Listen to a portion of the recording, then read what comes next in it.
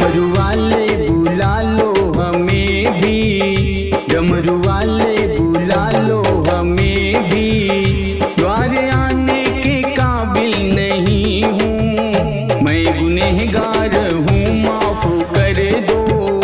सर उठाने के काबिल नहीं हूँ, डमरू वाले बुला लो हमें भी। द्वार आने के काबिल नहीं हूँ।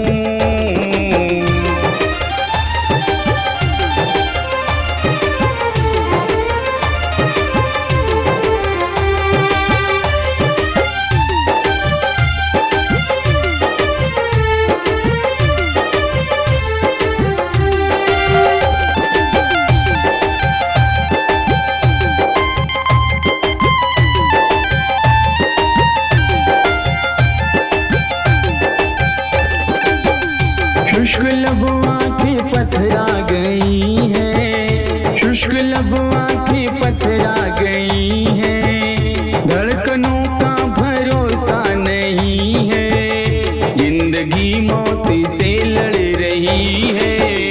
दुख उठाने के काबिल नहीं हूँ, डमरू वाले बुला लो हमें भी।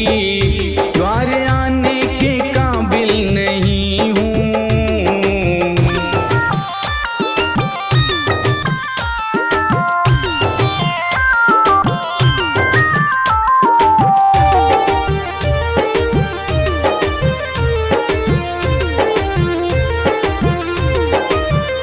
गम ने मारा है, गम ने सताया, गम ने मारा है, गम ने सताया। गम से दुनिया परेशान हुई है, गम से तेरा विजय दब चुका है। गम उठाने के काबिल नहीं हूँ, डमरू वाले बुला लो हमें भी। द्वार आने के काबिल नहीं हूँ, मैं गुनहगार हूँ, माफ कर दो। सर उठाने के काबिल नहीं हूँ, डमरू